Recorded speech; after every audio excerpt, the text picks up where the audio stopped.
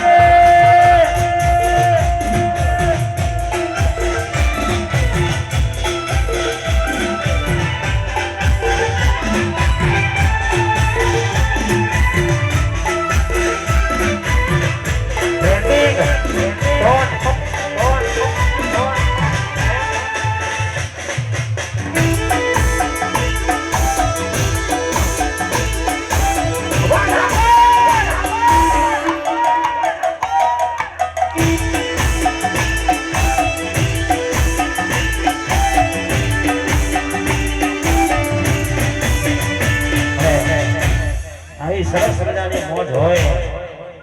ખાસ અમારા રણજીતભાઈ આજે કહેવાય હોય